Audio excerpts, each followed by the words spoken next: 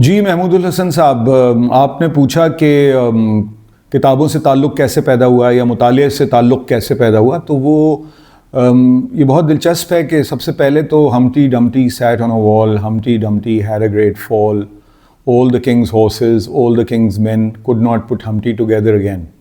اور بابا black shape have you any wool, a twinkle twinkle little star، یہی nursery rhymes وغیرہ پڑھ کے انگریزی میں، اور ٹوٹ بٹوٹ نے کھیر پکائی، ایک تھا لڑکا ٹوٹ بٹوٹ، باپ تھا اس کا میر سلوٹ، پیتا تھا وہ سوڈا واٹر، کھاتا تھا بادام اخروٹ وغیرہ وغیرہ. اور پھر اسماعیل میرٹھی کی نہر پر چل رہی ہے پنچکی، دھن کی پوری ہے کام کی پکی، یا ایک لڑکی بگارتی تھی دال دال کرتی تھی عرض یہ احوال.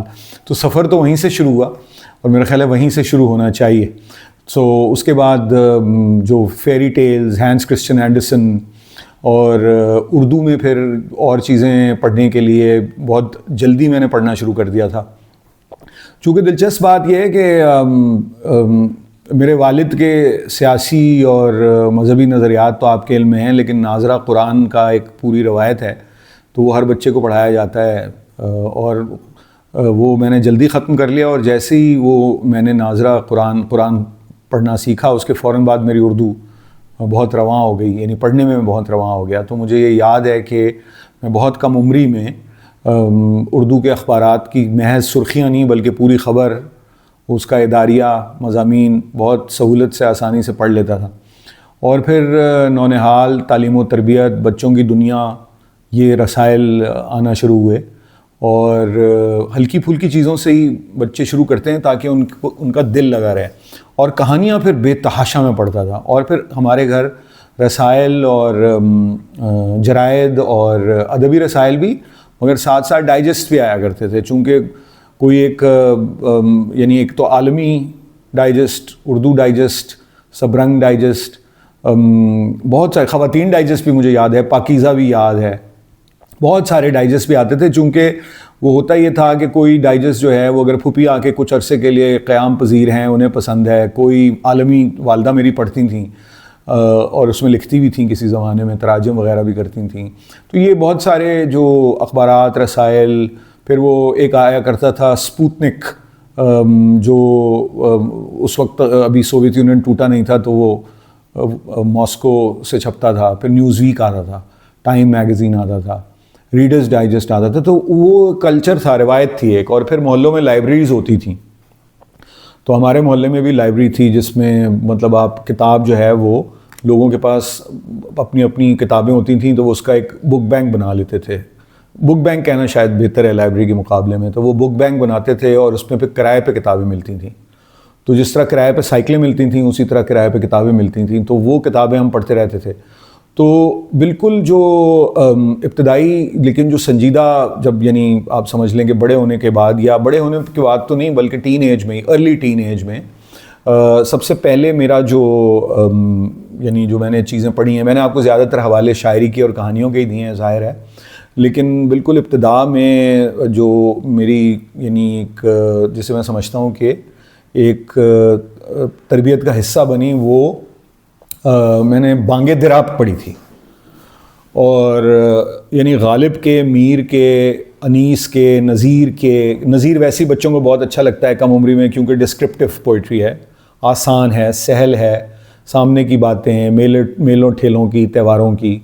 تو وہ نظیر مجھے بہت پسند تھے بچپن میں. ظاہر ہے وہ اس طرح سے ان کے ہاں وہ اس سطح کی علامات اور اس سطح کا استعارہ ان کے ہاں نہیں ہے، لیکن تشبیہات بہت عمدہ ہیں، اور ایک جو بیان ہے تفصیلی، تو وہ اچھا لگتا ہے بچپن میں. تو نذیر اکبر آبادی کو پڑھا، لیکن بانگ درا کے فوراً بعد جب بال جبریل پڑھی تو 14 طبق روشن ہو گئے، اور آدھی تو سمجھ میں نہیں آئی. پھر مجھے فارسی کا کلام بھی اقبال کا میں نے بچپن میں بغیر سمجھے بہت سارا پڑھا، اور مجھے بہت سی نظمیں، ہدی نامہ مثال کے طور پر، تیز طرح قوم زن منزل مودور نیست، وہ مجھے زبانی یاد تھیں بہت سی نظمیں. ساقی نامہ مجھے زبانی یاد ہو گیا. مسجد قرطبہ کا بیشتر حصہ مجھے زبانی یاد ہو گیا تھا، میرا خیال پوری ہو گئی تھی. ذوق و شوق مجھے زبانی یاد تھی. غالب کے دیوان کے میں سے بہت سے شعر، بہت سی غزلیں پوری، میر صاحب کے شعر، انیس کے جو مراسی ہیں ان کے بند، سلام کے شعر، اسی طرح نظیر کی پوری نظمیں. تو یہ ابتدا تھی. پھر اسی میں جو ایک فوراً بعد جو کہ کنٹمپریری ہمارے جو شاعر ہیں اور جو ادیب ہیں انہیں پڑھنے کا موقع ملا. تو بالکل ابتدائی کتابوں میں سفر ناموں میں میں نے نکلے تیری تلاش میں مستنصر حسین تارڑ کا سفر نامہ پڑھا تھا بالکل بچپن میں. اور اس کے علاوہ جو ہے وہ اگر یعنی سفر نامے میں وہ ہو گیا. اگر افسانوں کی بات کروں تو جتنی ترقی پسند تحریک سے وابستہ کرشن چندر، راجندر سنگھ بیدی، عصمت چغتائی، قرۃ العین کو میں نے بعد میں پڑھا ہے. پہلے چونکہ افسانے آسان لگتے تھے پڑھنے اور ضخیم ناول میں ذرا محنت بھی ہوتی تھی، اور وہ محنت پڑھنے کی محنت نہیں تھی، پڑھنے کی تو مجھے بہت عادت تھی، لیکن چیزوں کو سمجھنا، پلاٹ کو سمجھنا، پھر اس کی بنت اور اس کی جو کمپلیکسٹی ہے. تو پھر یہ سارے افسانہ نگار پڑھے. منٹو بہت میں نے کم عمری میں پڑھا تھا اور بہت سی باتیں سمجھ میں نہیں آتی تھیں جو بعد میں سمجھ میں آئی. مجھے یہ یاد ہے کہ مجھ پہ جو سب سے زیادہ اثر ہوا چند کہانیوں کا، ایک تو بیدی کی کہانی ایک باپ بکاؤ ہے، اس کا بہت اس نے مجھ پہ گہرا اثر چھوڑا. اور ایک ان کی ہیئر کٹنگ سیلون ہے غالباً، وہ غلام عباس کی. اچھا کیا غلام عباس کی کئی جو کہانیاں ہیں، یعنی غلام عباس کی کہانیاں جو بڑی مشہور جو ان کی کہانی آنندی ہے، آنندی، اور پھر ہیئر کٹنگ سیلون. ہیئر کٹنگ سیلون کے علاوہ بھی غلام عباس کی ساری کہانیاں مجھے بہت پسند تھیں.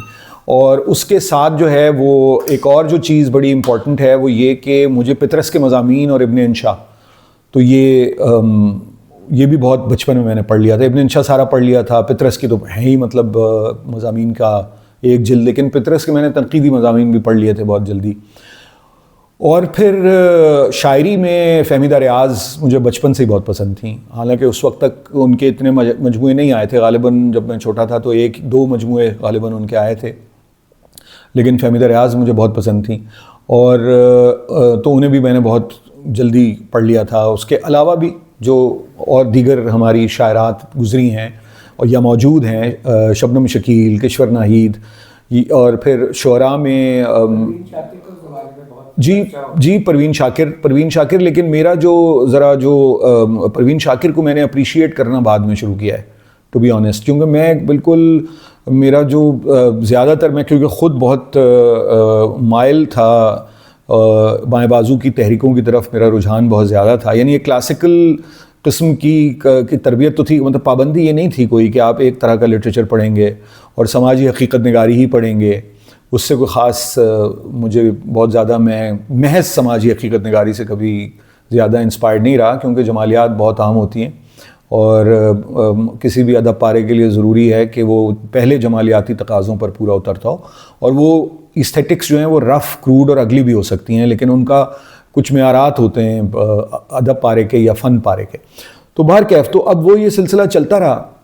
اور پھر ظاہر ہے کہ میں پھر انگریزی خاصی زیادہ پڑھتا تھا، اور پنجابی کے ہاں آپ کو دلچسپی ہوگی اس سے محمود، چونکہ آپ کو بہت آپ نے مجھے بلکہ اس کا نیا ایڈیشن بھی دیا. جو میری ابتدائی بالکل پہلی کتاب جو میں نے پنجابی میں پڑھی تھی وہ انور علی کارٹونسٹ کی تھی، کالیاں اٹاں کالے روڈ. وہ انہوں نے میرے والد کو تحفے میں دی تھی. تو وہ میں نے پہلی کتاب جو پنجابی میں باقاعدہ پہلی کتاب پڑھی، نہیں تحریریں ادھر تو ہاں بابا بلے شاہ کو میں نے بہت بچپن میں پڑھا تھا، کیونکہ میرے نانا نے مجھے بابا بلے شاہ سبقن پڑھایا تھا.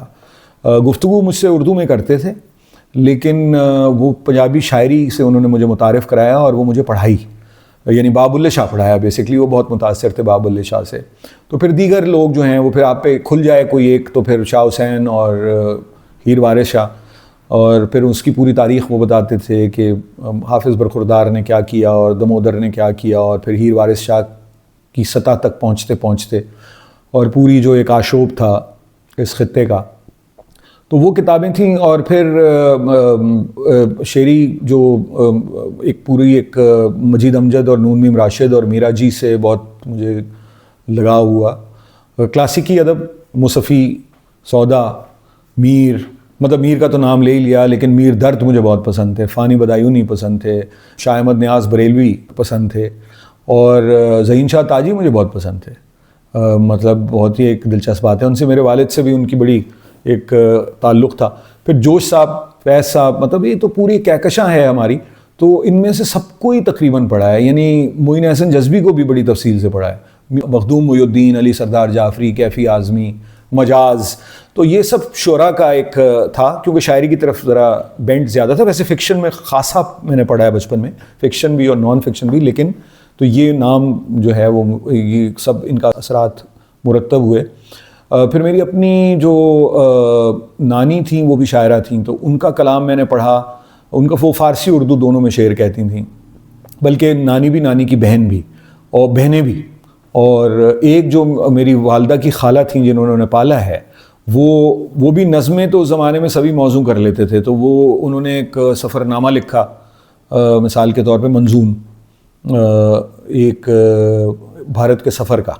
وہ یہاں سے گئیں اور انہوں نے سفر کیا، اور اس کا ایک منظوم سفر نامہ ہے. تو وہ مجھے بہت انسپائر کرتا تھا، وہ مثنوی کی شکل میں ہے. اور ایک پھر تو وہ کہانیاں بھی لکھتی تھیں. تو وہ ایک پھر میری پھوپھی بھی شاعرہ تھیں، کوئی بہت انہوں نے شہرت نہیں پائی، لیکن مطلب خاصی انہوں نے عمدہ غزل کہی ہے. تو یہ سارے لوگ تھے ارد گرد، اور اس کے علاوہ میرے والدین کے جو دوست احباب تھے. پھر پارٹیشن لٹریچر میں میری بہت دلچسپی پیدا ہوئی، چونکہ آپ کو پتہ ہے کہ وہ ایک موضوع رہا ہے، اور اس کی جو سفرنگ ہے اور اس کے بعد ہونے والے حالات. تو وہ پھر سیاسی لٹریچر بھی بہت پڑھا ہے. پھر میں نے مارکسسٹ لٹریچر بہت پڑھنا شروع کیا، اور وہ مارکسسٹ لٹریچر کے ساتھ ساتھ لیکن ویسٹرن فلسفی پڑھی. روایات فلسفہ بالکل ابتدائی کتابوں میں جو میں نے پڑھی ہے، علی عباس جلال پوری کی اور سبط حسن کا کام. تو یہ سب چیزیں تھیں، تو بس چلتا رہا. پھر اس کے بعد پھر ظاہر ہے کہ گریٹ رشین ناول اور جو کلاسیکل انگلش ناول، وہ ساری چیزیں پھر پڑھتے اب تو شاید میں اتنا نہیں پڑھ پاتا جتنا پڑھنا چاہیے، لیکن اس وقت تو بہت رفتار بھی زیادہ تھی، اور اثرات بھی. اور دوستویفسکی بہت مجھے پسند ہے، تو وہ بھی اس طرح کی چیزیں. کافکا پھر مجھے پسند آنا شروع، پھر ڈارک چیزیں، اور جو ذرا نسبتاً ایک جسے ہمارے ترقی پسند دوست رائٹسٹ اور غیر ترقی پسند ادب کہتے ہیں، لیکن میں نے کبھی اس میں فن کی جو بلندی تھی اور اس کے جو فن کے جو معیارات ہیں، اس کی بنیاد پر ہی ادب کو پسند کیا. سیاسی خیالات انسان کے جو بھی ہوں، لیکن آرٹ جو ہے وہ ان چیزوں سے اسے ماورا ہی ہونا چاہیے. اور سیاسی سارا ادب ہوتا ہے، وہ کس طرح کا بھی لکھا جائے. تو اگر کوئی آپ کو ضروری نہیں ہوتا کہ ہر کہانی میں ایک منشور بیان کیا جائے، کسی میں ہو بھی سکتا ہے، کسی نظم میں ہو بھی سکتا ہے، لیکن اگر ایک حقیقت حال بیان ہو رہی ہے، کسی کی نفسیاتی اور اندرونی مسائل اور الجھنیں بیان ہو رہی ہیں، تو ان کی بھی اتنی اہمیت ہے. تو اس لیے اور پھر ہندی کے ادیب بھی پڑھے، اور مطلب دیگر زبانوں سے پھر ظاہر ہے انگریزی کے تھرو آپ بہت ساری چیزیں پڑھ لیتے ہیں. دیکھیے، مجھے یہ یاد ہے کہ نیشنل بک فاؤنڈیشن قائم کی تھی بھٹو صاحب نے، اور میں اس وقت بالکل چھوٹا بچہ تھا 70s میں. نیشنل بک فاؤنڈیشن کا ایک بک فیئر لگا، تو میرے والد وہاں مجھے لے گئے، اور اس میں سے ایک آدھ کتاب میرے پاس اب بھی موجود ہے. اور انہوں نے مجھے درجنوں کتابیں وہاں سے وقت کہانیوں کی، حرف و معنی کے نام سے ایک بچوں کی ڈکشنری تھی اردو میں، انگریزی کی کچھ کتابیں تھیں میرے خیال، لیکن زیادہ تر اردو کی تھیں، وہ انہوں نے مجھے دلوائیں. تو ایک طرح سے پھر وہ جن دکانوں میں جایا کرتے تھے کتابوں کی، تو وہ میں ان کے ساتھ جاتا تھا بہت بار، ہمیشہ تو نہیں لیکن بہت بار ان ساتھ جاتا تھا. تو ان کی طرف سے کوئی پابندی نہیں تھی کہ پڑھنا ہے، اور کسی قسم کی کوئی اصرار بھی نہیں تھا کہ کیا پڑھنا ہے. تو بس لیکن یہ خوش قسمتی تھی کہ دستیاب تھیں چیزیں ارد گرد، اور لیکن وہ پڑھ کے چیزیں سنایا کرتے تھے. یہ میرا خیال ہے کہ کافی حوصلہ افزائی کا سبب بنا. مثال کے طور پہ مجھے فارسی ابھی بھی خیر نہیں آتی، لیکن یہ کہ کچھ اب تو شد بت تو ہے، لیکن وہ مجھے مجھے انہوں نے پورا جاوید نامہ پڑھ کے سنایا ہے، اور اس کا ترجمہ کرتے گئے ساتھ ساتھ اقبال کا. اور اسی طرح جو غالب کے فارسی کا جو دیوان، اس میں سے شعر اور پھر ان کے تراجم ساتھ ساتھ، پھر حافظ، رومی، صائب اور بیدل. تو وہ ایک تھوڑا وہ انٹروڈکشن ہو جاتا تھا. تو اب جس بچے کو دلچسپی ہے وہ بیٹھ کے سن لیتا تھا، جس کو نہیں دلچسپی ہے وہ نہیں سنتا تھا. تو میرے کچھ دوست تھے, ان کو دلچسپی تھی. میرے بھائی کو بہت زیادہ دلچسپی نہیں تھی, اسے بعد میں پیدا ہوئی ہے, اس کو بھی شاعری میں اب بھی کوئی خاص دلچسپی نہیں ہے, اس کی نثر کی طرف اس کا رجحان زیادہ ہے. لیکن یہ کہ یا فلسفے سے اس کو دلچسپی پیدا ہوئی, وہ بھی بعد میں پیدا ہوئی, لیکن وہ کوئی تو اس کو پابندی نہیں تھی. مطلب دوسرا یہ کہ ہمارا ایک اور جو تھا معاملہ وہ فلم کا تھا, کیونکہ میرے والد جو تھے وہ فلم ساز تھے, ہدایت کار تھے اور فلمیں لکھتے بھی تھے. تو وہ ڈاکیومنٹری فلمز, دستاویزی فلمیں زیادہ تر, کچھ فیچر فلموں کے انہوں نے یعنی پلاٹ اور ڈائلاگز بھی لکھے ہیں جب وہ بامبے میں تھے, لاہور میں بھی لکھے ہیں ویسے. لیکن جب وہ کراچی میں مقیم رہے یا اس دوران جب وہ ایک خاص یعنی دستاویزی فلمیں بنانے کے پیشے سے وابستہ رہے, تو کراچی میں ان کا ہیڈ آفس تھا, تو زیادہ تر کراچی میں رہے, لیکن لاہور میں بھی فین روڈ پہ ان کا دفتر تھا, اور وہ سفر کرتے رہتے تھے. پنڈی میں بھی تھا, پشاور میں بھی تھا, کوئٹہ میں بھی تھا, لیکن زیادہ تر پھر وہ لاہور میں, کیونکہ ظاہر ہے وہ یہیں سے پڑھ کے گئے تھے بامبے, تو وہ ان کا ایک یہاں تھیں دوستیاں بھی. اور جو لاہور میں اس وقت پوری فلم انڈسٹری تھی, اب تو وہ انفارچونیٹلی اس طرح سے نہیں رہی, لیکن فیچر فلمز کی جو مین انڈسٹری لاہور میں ہی تھی, تو وہ یہاں خاصا وقت گزارتے تھے. تو جو کراچی کے جو بک سٹالز ہیں وہ بھی میں آپ کو بتاتا ہوں, اور جو لاہور کے بک سٹالز ہیں ان کے بارے میں بتاتا ہوں, بلکہ پشاور کے ایک بک سٹال کے بارے میں بھی بتاتا ہوں جہاں میں ان کے ساتھ جاتا تھا. ایک کراچی میں جو کتاب Mahal, Thomas and Thomas, pioneer, اور ایک ٹڈ بٹس ہوتا تھا کراچی میں, جس میں جہاں میں اپنی خالہ کے ساتھ جاتا تھا. ان کو ٹڈ بٹس بہت پسند تھے, تو ان میں پرانی کتابیں بھی ملتی تھیں, نئی بھی ملتی تھیں. ٹامس اینڈ ٹامس میں تو نئی ملتی تھیں, پائنیئر میں بھی, پائنیئر, ٹامس, یہ سب صدر میں تھیں دکانیں, مین جو دکانیں تھیں. اور پائنیئر کو ابھی ریوائیو کیا ہے, اس کو بچایا گیا ہے ابھی. منیزہ نقوی صاحبہ نے, جو انگریزی کی ناولسٹ ہیں, انہوں نے خاصی کوششیں کی ہیں اس کو بچانے کی, ورنہ وہ بند ہونے والا تھا. تو اس طرح یہ دکانیں تھیں جو مین تھیں کراچی میں. پھر لاہور میں فیروز سنز کی دکان جو تھی نا, وہ ایک بالکل یعنی ریگولر تھا. جب ہم فین روڈ سے پیدل جاتے تھے مال پہ نکل کے, اور فیروز سنز واز دا مین یعنی جو دکان تھی. اور فیروز سنز میں آپ کو یاد ہوگا کہ بچوں کی کتابیں بہت چھپتی تھیں, تو پہلے بچوں کی کتابیں لیتے تھے, جب بڑے ہو گئے ذرا تو اور کتابیں لیتے تھے. اور ایک آدھ اور دکان بھی بعد میں, تو خیر میری بعد میں تو نئی دکانیں کھلیں, اور اب جہاں ہمارے دوست جیسے بک ہوم رانا عبدالرحمن چلاتے تھے مرحوم, خدا انہیں جنت نصیب کرے, ظہور احمد صاحب نے فکشن ہاؤس جب بنایا تھا, بلکہ رانا صاحب ان کے ساتھ ہی ہوتے تھے اس وقت.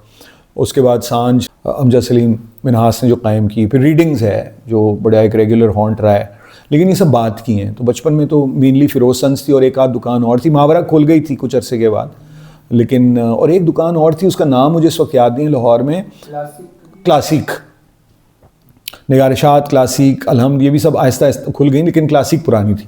تو ان سب دکانوں سے میں جانا ہوتا تھا کراچی میں, لاہور میں, اور پھر پشاور میں ایک بہت اچھی دکان تھی, اور کوئٹہ میں ایک بہت اچھی دکان تھی جہاں مجھے اپنے بچپن کا یاد ہے. اس کا نام غالباً لنڈن بک کمپنی تھا, جو صدر میں ہوتی تھی پشاور میں. تو وہ بہت اچھی کتابوں کی دکان تھی. کوئٹہ میں وہ تھی گوشہ ادب.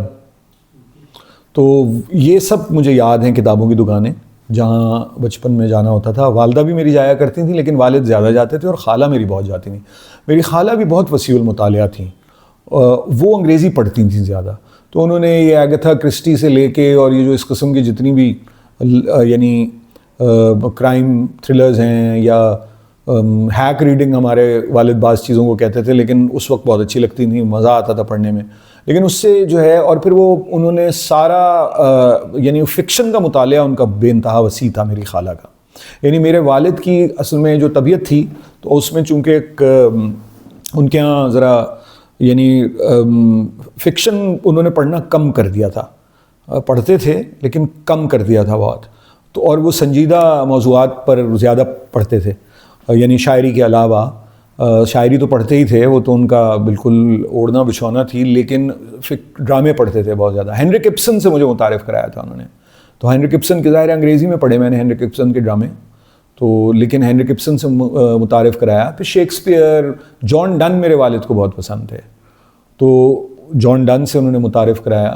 پھر اصغر سلیم میر کی پنجابی شاعری سے انہوں نے مجھے متعارف کرایا. حالانکہ میرے والد پنجابی نہیں تھے, مطلب میرا ننیال تو ہے, لیکن والد میرے جو تھے وہ لکھنؤ سے 1942 میں لاہور آ گئے تھے پڑھنے.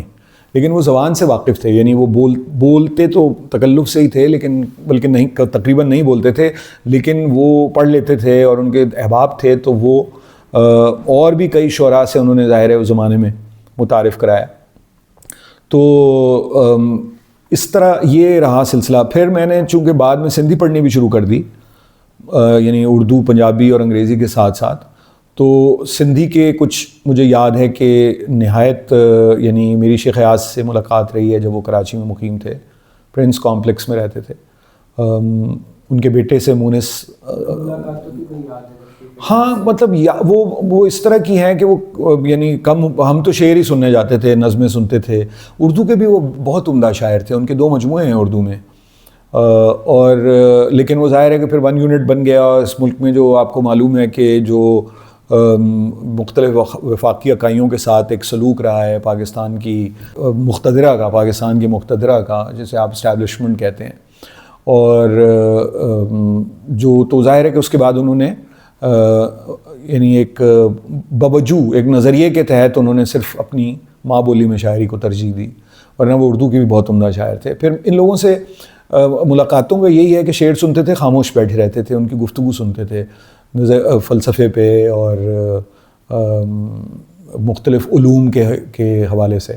جی فیض صاحب سے میری ایک سے زیادہ ملاقاتیں ہوئی ہیں، لیکن جو ملاقات مجھے یاد ہے وہ آخری ملاقات میری ان سے 1982 یا 83 میں ہوئی ہے، کراچی میں بیگم آمنہ مجید ملک کے گھر.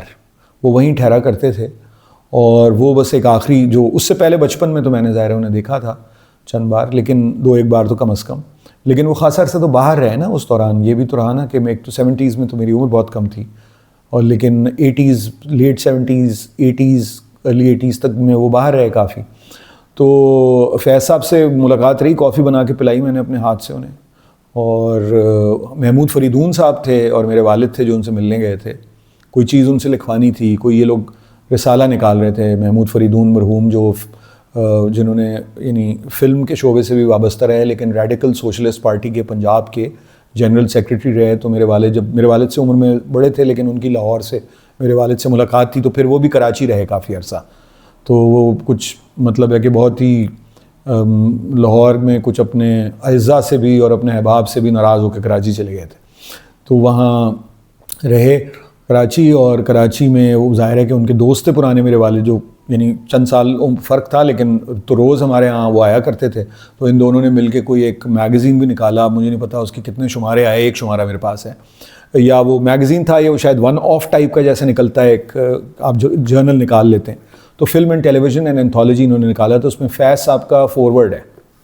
تو وہ فارورڈ لکھوانے جب ہم گئے ہیں تو میں ان کے ساتھ تھا، اور پھر وہ ظاہر ہے کافی دیر، کیونکہ فیض صاحب نے اسی وقت فل اسکیپ پیپر منگا کے اور ہاتھ سے لانگ ہینڈ میں وہ فارورڈ لکھ دیا. چونکہ ظاہر ہے کہ فیض صاحب کی جو آپ کو معلوم ہے کہ وہ پاکستان ٹائمز سے لے کے، اور جو ان کی انگریزی کی جو استعداد تھی وہ ان کی اردو کی اور فارسی کی استعداد سے کم نہیں تھی. تو وہ انہوں نے لکھا، لیکن اس دوران لمبی گفتگو ہوتی رہی. سردیوں کا زمانہ تھا اور فیض صاحب کو کھانسی بھی ہوئی تھی، تو انہوں نے ایک کھانسی کی جو شربت کی بوتل ہوتی ہے وہ انہوں نے آدھے گھنٹے میں پوری پی لی، بجائے اس کے کہ چمچے پی کے ڈوز کا سسٹم ہوتا ہے. پھر ان کی کچھ ذرا خراش سی محسوس ہوئی، تو انہوں نے کہا کہ بھائی بیٹے آپ کالی کافی بنا لیتے ہیں. تو میں نے کہا جی کالی کافی میں بنا لیتا ہوں. تو میں نے ان کو پھر کافی بنا کے دی. پھر انہوں نے مجھ سے ایک بات کی، انہوں نے کہا کہ آپ تو انگریزی پڑھتے ہوں گے. میں نے کہا جی میں انگریزی بھی پڑھتا ہوں. تو پھر انہوں نے مجھ سے کہا تھا کہ انگریزی اسکول میں جاتے ہوں گے. میں نے کہا انگریزی میں ہی پڑھاتے ہیں دیگر مضامین، لیکن ایسا کوئی میرا ایلیٹ اسکول نہیں ہے. تو کہنے لگے ایک بات ذہن میں رکھیے گا کہ you should learn English, you should master the language, but not at the cost of your own languages. تو وہ فیض صاحب کا میں نے کوٹ بھی کیا ہے، آپ نے پڑھا ہوگا. تو وہ ان سے ملاقات رہی، بہت ہی ایک بہت ہی پرنور آدمی تھے. تو یہ ہے، اور مجھے اس بات کا قلق ہے کہ میری مجید امجد سے، راشد سے، میرا جی سے ملاقات نہیں ہوئی. ظاہر ہے وہ گزر بھی گئے اور میں چھوٹا تھا، اور وہ شہر بھی وہ نہیں تھے جہاں میں رہتا تھا. انگریزی، چونکہ میں انگریزی میں لکھنا میں نے شروع کر دیا تھا، تو انگریزی کے شعراء میں خاص طور پر توفیق رفعت، ماکی قریشی، کلیم عمر اور داؤد کمال سے بہت متاثر تھا. جو پاکستانی لکھنے والے ہیں. اور انڈیا میں نسم ایزیکیل. اچھا, نسم ایزیکیل میرے والد کے سینئر بھی رہے, ان کی ملاقاتیں رہیں ممبئی میں. ان کی بیٹی سے میرا ابھی بھی ایک برقی رابطہ ہے, جو ظاہر ہے خاصی اب ان کی عمر ہو گئی ہے, لیکن وہ امریکہ میں رہتی ہیں. تو وہ عمار عزیز سے بھی, جو آپ کے لاہور میں جو کئی زبانوں میں شعر بھی کہتے ہیں اور موسیقی سے بھی بڑی دلچسپی رکھتے ہیں اور فلم ساز بھی ہیں, تو ان کے تعلق سے میرا رابطہ ہوا نسم کی ایزیکیل کی بیٹی سے. اور نسم ایزیکیل کی شاعری مجھے بہت پسند آئی اس وقت. اور ویسے کملا داس کی بھی ایک شاعری پسند آئی, منیزہ الوی جو لندن چلی گئیں ان کی بھی. تو ظاہر ہے یہ ساری جو آپ نے تو ابھی 10 منٹ میں گفتگو کر لی ہے, لیکن یہ ظاہر ہے برسوں کا عمل ہے جو میں نے آپ کو بیان کیا, اور جو یادداشت سے میں بیان کر رہا ہوں. کیونکہ اور بھی رائٹرز پھر مجھے بعد میں, تالو کالوینو بہت پسند ہے مجھے, ملان کنڈیرا بہت پسند ہے, اور ٹولسٹوئے مجھے ظاہر ہے کہ بہت پسند ہے. اور جو دیگر زبانوں کی شاعری ہے اس میں ہم نے تو انگریزی کے ذریعے سے پڑھی ہے, لیکن اس میں آنا اخمتووا اور اوسپ مینڈلسٹام مجھے بہت پسند ہے روسی شعراء میں. چسلاو ملوش پولش شاعر جو ہیں مجھے بہت پسند ہیں. لورکا مجھے بہت پسند ہے, اور یعنی اسپینش. تو یہ سارا جو ہے سلسلہ برسوں پہ پھیلا ہوا ہے. اب عمر بھی اتنی ہو گئی ہے تو ظاہر ہے کہ پوری ریڈنگ لسٹ تو بیان نہیں کی جا سکتی, لیکن میں نے خاصی باتیں آپ کو بتا دی ہیں. اچھا, مجھے بہت بچپن میں تو نہیں, لیکن ہاں بچپن ہی تھا تقریباً ویسے, لیکن ریڈیو پاکستان پہ میں نے پروگرام شروع کیے. بس میں طلبہ میں بعد میں گیا, مجھے انہوں نے الگ سے پہلے بلانا شروع کر دیا تھا مختلف پروگرامز کے لیے. تو ریڈیو پاکستان کراچی جو ہے, کراچی میں تھا میں اس وقت, ظاہر ہے میں اسکولنگ میری کراچی کی ہے ساری, تو پیدائش بھی اور اسکولنگ بھی. تو کراچی میں جو ہے وہ اپنے کراچی کا جو ریڈیو تھا اس میں قمر جمیل صاحب تھے, ضمیر علی بدایونی صاحب تھے, بہت ہی یعنی دیگر لوگ بھی تھے, حسنین جعفری تھے, جو یہ سب مختلف, یہ لوگ, خواجہ بیگم تھیں, آپا عصمت زہرا جو انتظار حسین صاحب کی بھانجی تھی. اور یہ میرے پروڈیوسرز رہے, اور ایک بڑا علمی ماحول تھا. ریڈیو پاکستان کراچی کی کینٹین, ریڈیو پاکستان کراچی میں مختلف پروڈیوسرز کے دفتر. رضی اختر شوق صاحب تھے, وہ میرے سامنے ہی ریٹائر ہوئے ہیں. ضمیر علی بدایونی میرے سامنے ریٹائر ہوئے ہیں. قمر جمیل میرے سامنے ریٹائر ہوئے ہیں. تو یہ سارے لوگ جو تھے وہ, یہ ایک بہت ایک تربیت گاہ تھی. پھر پورے پاکستان سے لوگ آیا کرتے تھے وہاں ان سے ملنے, پورے پاکستان سے ادیب اور شاعر اکٹھے ہوتے تھے.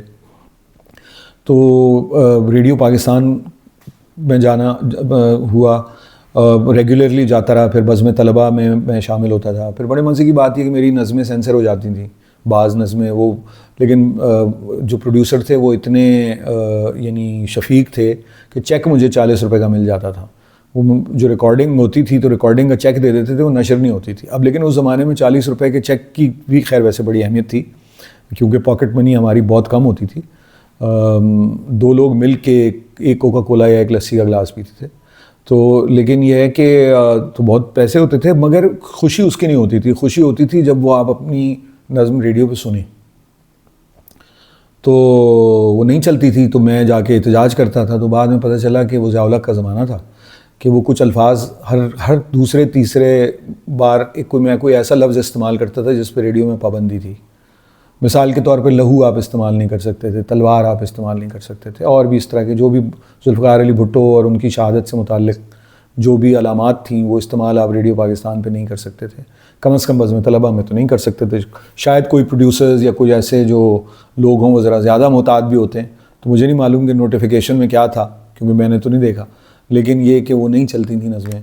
تو پھر اس کے بعد ٹیلی ویژن کے ساتھ بھی میرا رابطہ رہا, لاہور اور کراچی دونوں جگہ, مختلف پروگرامز, مختلف چیزیں. پھر اسلام آباد میں کافی عرصے سے چونکہ میں مقیم رہا, تو اسلام آباد کا بھی ٹیلی ویژن بھی بہت کیا. لیکن جو ریڈیو پاکستان ہے اس جیسی تربیت گاہ, زبان کی درستی, تلفظ کی درستی بہت. پھر بی بی سی لندن کا دوسرا جو ریڈیو کا میرا ایکسپیرینس ہے, ہاں اس کی اور اپنے اساتذہ کا ذکر بڑا ضروری ہے. بی بی سی لندن جب میں پہنچا ہوں تو میں چونکہ میرا یعنی لکھنا پڑھنا انگریزی میں بہت بڑھ چکا تھا, لیکن ظاہر اردو میں جانتا ہی ہوں تو تھوڑی بہت.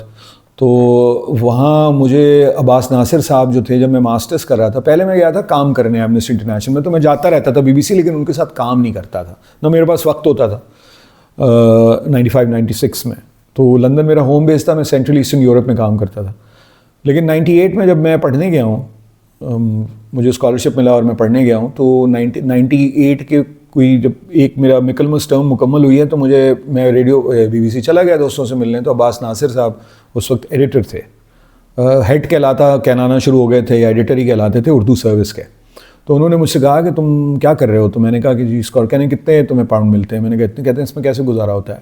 تو میں نے کہا مشکل سے. تو کہنے لگے کہ بس تم آ جاؤ, کل آ جاؤ. تو پھر انہوں نے مجھے شفیع نقی جامی کے حوالے کیا, اور وہاں میرے استاد شاہد ملک صاحب, غالباً مجھے یاد نہیں ہے کہ وہ ریٹائر ہو چکے تھے یا نہیں ہوئے تھے, لیکن رضا علی عابدی صاحب بھی وہاں آیا کرتے تھے, وقار احمد صاحب بھی آیا کرتے تھے, شاہد ملک صاحب اور عارف وقار.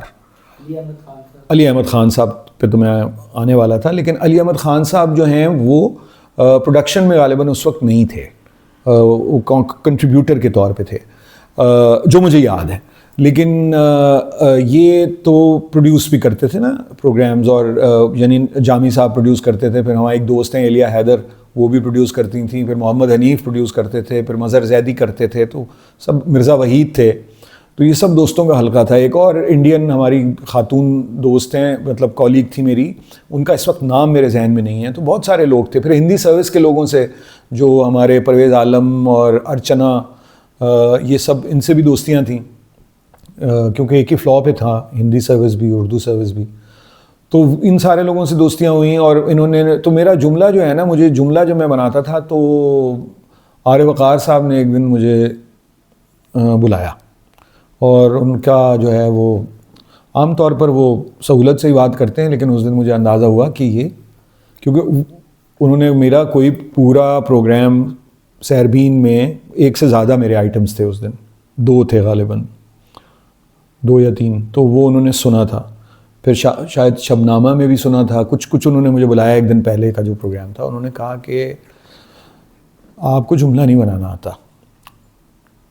اچھا, کہا یہ پنجابی میں انہوں نے مجھ سے نا, یہ گفتگو میری ان سے جو ہے وہ پنجابی میں ہو رہی تھی, لیکن انہوں نے کہا آپ کو جملہ نہیں بنانا آتا, آپ کو جملہ ایسے نہیں ایسے بنتا ہے.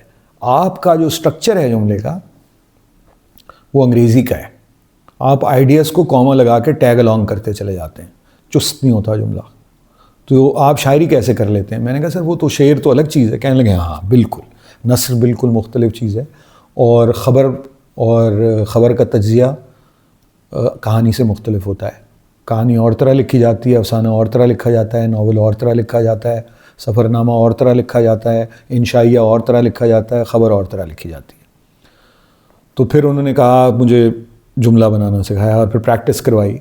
اسی طرح شاہد ملک صاحب تھے. تو یہ لوگ پھر ایک مرتبہ کوئی لفظ, کوئی ہمارے ایک اور ساتھی تھے, وہ کوئی اصرار کر کے کچھ الفاظ جو ہیں وہ ایسے بولتے تھے کہ انہوں نے کہا کہ ان کا یہ ایک نظریہ تھا. میں ویسے اس سے کسی حد تک اتفاق کرتا ہوں کہ جن زبانوں کے بولنے والے ان کے نیٹو سپیکرز کو آؤٹ نمبر کر دیتے ہیں, تو ان میں سٹینڈرڈ رجسٹر کریٹ کرنا بڑا مشکل ہوتا ہے, کوئی ایک سٹینڈرڈ رجسٹر بنانا اس زبان کا. لیکن BBC اردو میں یہ سب پرانے لوگ بیٹھے تھے, تو مجھے یاد ہے کہ انہوں نے کہا کہ عارف وقار صاحب نے مجھے بھی بٹھایا ہوا تھا, چونکہ میرے ظاہر ہے کہ مطلب کچھ الفاظ ایسے ہیں جو یعنی غلط العام مستعمل ہو جاتے ہیں, تو ہم بول دیتے ہیں اسی طرح, اور ہم سب کے اپنے مختلف لہجے ہیں, اور کہاں زور دینا ہے کہاں نہیں دینا, کہاں زبر ہے کہاں زیر ہے. تو انہوں نے بیٹھے ہوئے تھے, ہم سے کہنے لگے کہ دیکھو بھائی, اردو ریڈیو میں یا کہیں پہ بھی اردو غلط بولن نال کسی زبان دی خدمت نہیں ہوندی. کوئی بھی زبان غلط بولن نال کسی دوسری بولی دی خدمت نہیں ہوندی. تو یہ بڑا امپورٹنٹ ہے کہ جو بھی آپ زبان بولیں وہ درست بولیں, اور اس کا اہتمام کریں, اٹینشن ٹو ڈیٹیل, اور کیسے ٹھیک بولا جاتا ہے. تو پھر ہم نے ان سے بحث شروع ہو گئی. ظاہر ہے ہم ایک وہ چائے خانے میں بیٹھے ہوئے تھے نیچے, جو BBC کا کلب تھا, چائے خانہ بھی تھا, وہ مے خانہ بھی تھا, اور لوگوں کے بیٹھنے کی جگہ بھی تھی. پاکستان سے جتنے دوست احباب آتے تھے تو وہیں وہ ان کو سینڈوچ بھی کھلایا جاتا تھا, وہیں انہیں کافی بھی پلائی جاتی تھی, اور دیگر فواکہات. تو وہ وہاں بیٹھے ہوئے تھے, تو ہم نے ان سے بحث شروع کر دی. تو انہوں نے کہا بھئی یہ دیکھیں, یہ آپ کی جو یہ ہے نا عوام دوستی اور ترقی پسندی, یہ اپنی جگہ, لیکن اس کا یہ مطلب نہیں ہے کہ ایک معیار کو برقرار نہ رکھا جائے.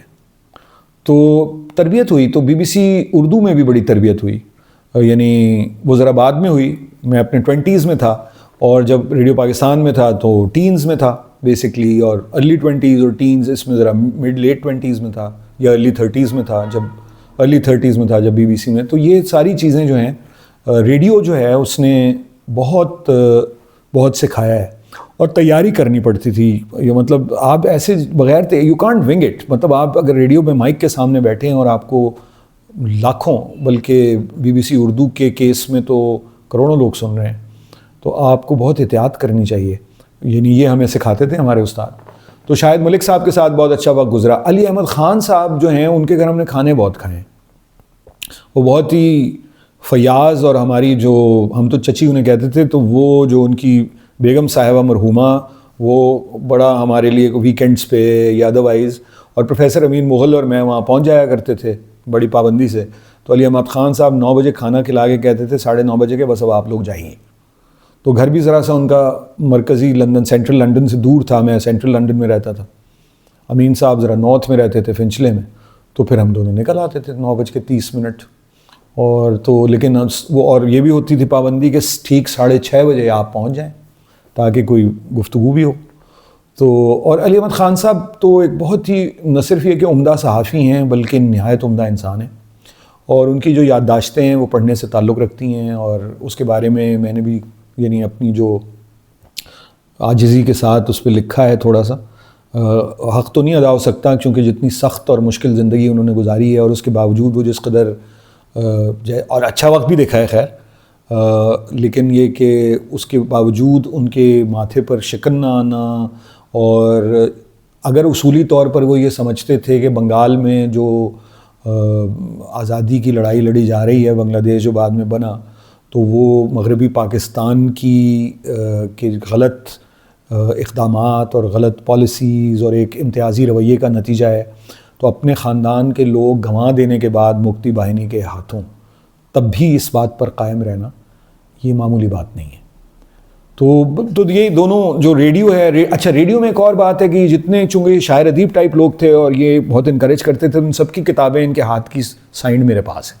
جتنے کراچی ریڈیو کے لوگ تھے یا کچھ لاہور ریڈیو کے بھی، یہ تلقین شاہ مثال کے طور پہ، اشفاق صاحب نے مجھے اپنا نام اشفاق احمد لکھ کے نہیں دیا، تلقین شاہ لکھ کے دیا، چونکہ والد میرے ہم لاہور میں سنتے تھے نا ان کا پروگرام بھی جب لاہور میں ہوتے تھے.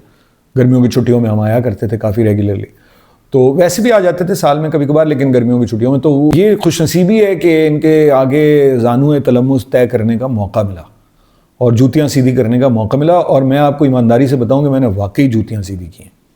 یعنی میرے ان میں سے بیشتر لوگ میرے والد کو جانتے تھے، اگر کسی سے ذاتی دوستی نہیں بھی تھی تو میری ہو گئی تھی اس سے. تو یہ اور اسکول کے اساتذہ بھی کتاب کے معاملے میں، میرے ایک استاد تھے سیالکوٹ کے رہنے والے تھے، مایا داس نیر نام تھا، کرسچن ہمارے استاد تھے، اور انہوں نے انگریزی بھی پڑھائی، انہوں نے میتھمیٹکس بھی پڑھائی، اور انہوں نے میری دلچسپی پیدا کی سیلیسٹیل میکینکس میں، یہ فلکیات میں، حیات اور فلکیات میں، وہ اس کے بڑے ماہر تھے. اور مس ویل ڈیرامو تھیں جو گون تھیں، اور وہ انہوں نے مجھے براہ راست تو کم پڑھایا ہے، وہ ایسی جو ہمارے فکسچرز ہوتے تھے کبھی کلاس لینے آ جاتی تھیں، لیکن مجھے یاد ہے کہ انہوں نے ہمیں ایک دفعہ ورڈسورتھ اور کالرج کی نظمیں پڑھائی تھیں، انگریزی کی استاد تھیں. تو کتابیں کا ایک بہت بڑا ذخیرہ تھا ہمارے اسکول، سرکاری اسکول تھا، مطلب سرکاری ان دا سینس کہ ایک وہ نیم سرکاری ٹائپ کا کینٹ پبلک اسکول تھا، سرکاری ہی تھا لیکن تھوڑی سی فیس سرکاری اسکولوں سے نسبتاً زیادہ تھی چونکہ وہ cantonment and Garrison educational institutions کے تحت چلتا تھا. اور اس میں ایک بڑی لائبریری تھی، یعنی کئی ہزار کتب کی لائبریری تھی. یعنی وہ اتنی بڑی لائبریری تھی کہ اس لائبریری میں 2 لائبریرین تھے، ایک لائبریرین ایک اسسٹنٹ لائبریرین اور پھر ان کا کچھ سپورٹ سٹاف تھا.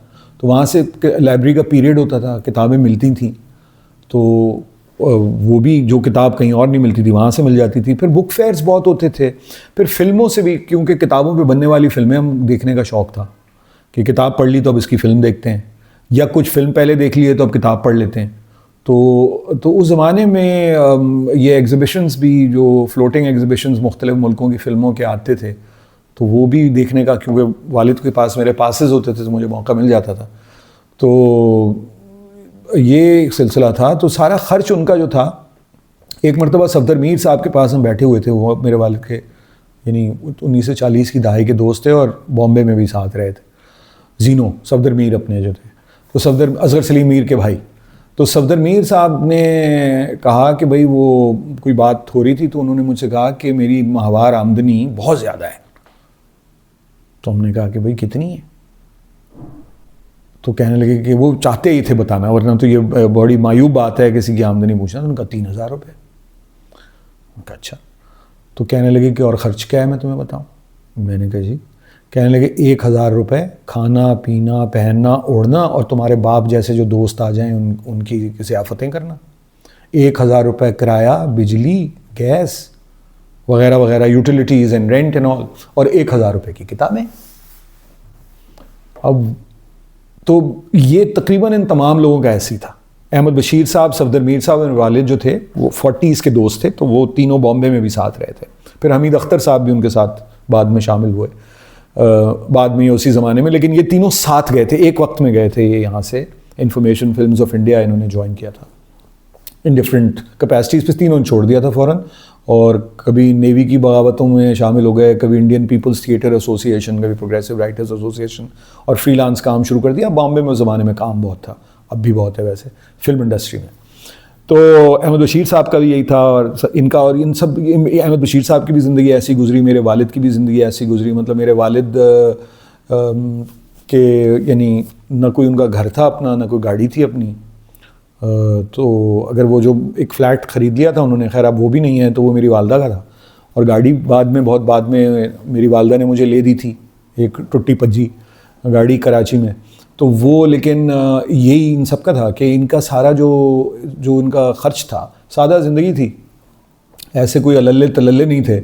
اور ان کا جو بنیادی خرچ تھا وہ اخبارات، رسائل، جرائد اور کتب پہ تھا. تو ظاہر ہے کہ ہم نے اس سے جو ہے جس حد تک فائدہ اٹھا سکتے تھے، پورا تو شاید نہیں اٹھا سکے، کیونکہ اس طرح کی درویشی کی زندگی تو اب فیشن میں نہیں ہے بسر کرنا. اس زمانے میں ایک خاص طرح کے لوگوں کے لیے قابل فخر بات تھی. اور اس میں کوئی تخصیص نہیں تھی، مطلب اس میں کوئی نظریاتی تخصیص اور کوئی اس طرح کے مسائل نہیں تھے. مطلب عمومی طور پر پڑھنے لکھنے والے لوگ اس معاشرے میں ایسے ہی ہوا کرتے تھے. حالانکہ ان لوگوں کے پاس بہت اپرچونٹیز تھیں، یعنی یہ غیر معمولی طور پر قابل لوگوں کی ایک نسل تھی. سب تو نہیں تھے ظاہر ہے، لیکن بہت سے لوگ تھے. تو لیکن ان کا جو بنیادی جو مقصد تھا وہ جستجو جو تھی علم کی، اور تو ان کے سائے میں رہ کے تو ظاہر ہے کہ کچھ نہ کچھ تو استفادہ انسان کر ہی لیتا ہے نہ چاہتے ہوئے بھی. صحافی جو میں نے دیکھے ہیں وہ بھی بالکل اور طرح کے صحافی تھے، اور اس میں کوئی نوسٹالجیا نہیں. اب بھی میں دیکھتا ہوں بہت پڑھے لکھے لوگوں کو، لیکن ان کی تعداد کم ہے. تو میں جن صحافیوں کے قریب رہا ہوں اور ذاتی طور پہ مجھے یہ قربت رہی ہے، اس میں 2 لوگ خاص طور پر میں سمجھتا ہوں ان کا تذکرہ ہونا چاہیے، جن کو بچپن سے میں نے دیکھا، اور وہ ضمیر نیازی صاحب اور آئی رحمان صاحب. ضمیر نیازی صاحب میرے والد کے بڑے گہرے دوست تھے بامبے کے زمانے کے. اور ضمیر نیازی صاحب جو تھے انہوں نے بہت اہم کتابیں لکھی ہیں، کئی کتابیں لکھی ہیں، لیکن press in change, press under siege, the web of censorship, انہوں نے پورا کرونیکل کر دیا. بہت اہم کتابیں ہیں وہ، میں نے ظاہر پڑھی بھی ہیں. پھر ان کی اردو کی ایک کتاب حکایات خون چکاں آئی. پھر انہوں نے زمین کا نوحہ، ایک کمپائل کی کتاب ایٹمی جوہری توانائی کے غلط استعمال کے خلاف، ایٹمی دھماکوں کے خلاف، جب پاکستان پہلے بھارت نے اور پھر پاکستان نے 98 میں، بھارت کا تو دوسرا تجربہ تھا، انہوں نے پہلے 74 میں کر لیا تھا، لیکن جو ہم نے انڈیا نے کیا اور پھر ہم نے کیا مئی غالباً 1998، تو اس کے بعد انہوں نے کتاب کمپائل کی زمین کا نوحہ. لیکن اس سے پہلے حکایات خون چکاں ان کے اپنے مضامین اردو میں نے اس میں ان کو پروف پڑھنے میں مدد دی، بہت انہوں نے شفقت فرمائی، اور زمین کا نوحہ میں بھی کچھ تھوڑی سی مدد بھی دی، اور انہوں نے میری ایک انگریزی نظم کا اردو ترجمہ بھی اس میں شامل کیا. اور تینوں کتابیں جب ان کی چھپی ہیں، میں ان کی تینوں کے لانچز پہ موجود تھا. ایک کتاب تو ان کی ضیاء کے زمانے میں آ گئی تھی، پریس ان چینز، کراچی پریس کلب نے غالباً اس کا پہلا ایڈیشن چھاپا تھا، اور وہ ایمرجنسی اٹھنے کے بعد، کیونکہ جب جنیجو نے ایمرجنسی اٹھا لی ہے تو اس کے بعد وہ چھپ گئی تھی. تو بہت دلیر آدمی تھے، اور اسی طرح درویش صفت آدمی تھے. اور پھر آئی رحمان صاحب سے میرے والد کی بہت دوستی تھی، اور بڑا دلچسپ ہے کہ آئی رحمان صاحب سے ان کی جو، آئی رحمان صاحب ظاہر عمر میں ان سے چند سال چھوٹے تھے، لیکن ظاہر ہے کہ بہت ان کا وہ مطلب کنت ہم جنس پرواز، تو وہ لاہور سے کراچی آتے تھے، یا والد صاحب میرے چونکہ خاص وقت یہاں بھی گزارتے تھے لاہور میں، تو وہ رحمان صاحب سے ہوتی رہتی تھیں ان کی ملاقاتیں. تو لیکن ان کی دوستی کی ابتدا لڑائی سے ہوئی تھی. والد نے میرے کوئی فلم بنائی اور اس پہ رحمان صاحب نے کوئی کرٹیکل کالم لکھ دیا، تو وہ اب اس وقت تک ان کی کوئی یعنی شناسائی تھی لیکن دوستی نہیں ہوئی تھی. تو پھر رحمان صاحب، اب وہ مجھے نہیں معلوم کہ وہ لاہور کا واقعہ ہے کہ کراچی کا ہے، کہ رحمان صاحب سے انہوں نے پوچھا، کوئی ذکر ہوا، تو ظاہر ہے انہوں نے کوئی ذکر نہیں کیا والد نے میرے. تو جب والد نے کوئی ذکر نہیں کیا تو انہوں نے کہا کہ بھائی وہ خلیق صاحب وہ ہم نے لکھا تھا، تو ہم نے ذرا اسے آپ کی فلم کا لکھا ہے، اس میں کچھ بڑے اچھے پہلو بھی ہیں لیکن یہاں ہمیں اعتراض ہے. تو انہوں نے کہا کہ رحمان صاحب آپ کو فلموں کے بارے میں بہت کم علم ہے. تو کہنے لگے کہ وہ اس طرح بات ہی نہیں کرتے تھے، کیونکہ بات تو پہلے بھی شناسائی تو تھی.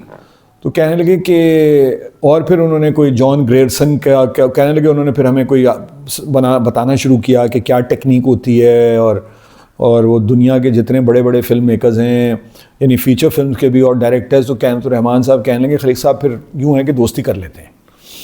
تو انہوں نے کہا کہ بس چلیں ٹھیک ہے. تو وہ دونوں کیری ہوم کھانا کھانے چلے گئے ساتھ، اور کشن حید کا دفتر بھی وہیں تھا فین روڈ پہ. میرے والد کا یعنی ایک طرح سے یہاں ایک ٹیمپریری دفتر ٹائپ تھا، تو کیونکہ ہیڈ آفس بیسکلی تو وہ کراچی اس وقت کیپٹل تھا، اور کراچی کیپٹل کے بعد یہ تو جو ان کا department of films and publications ہیں بہت بعد میں کیپٹل موو ہونے کے بعد اسلام آباد موو ہوا ہے.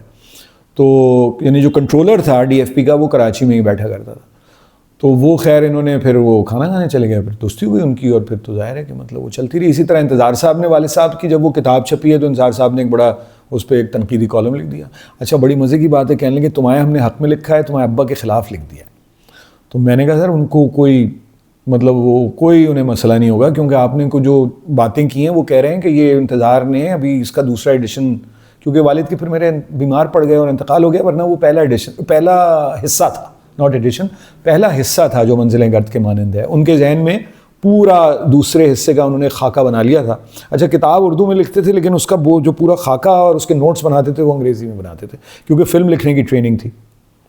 تو وہ انہوں نے وہ پورا وہ کہیں میں تلاش کروں گا وہ مل جائے، لیکن کہ یہ چیپٹر ہوگا یہ، کیونکہ وہ ان کا 1953 میں ختم ہو جاتا ہے. وہ ایکچولی ویسے بھی جگت بیتی آپ بیتی اس طرح سے نہیں.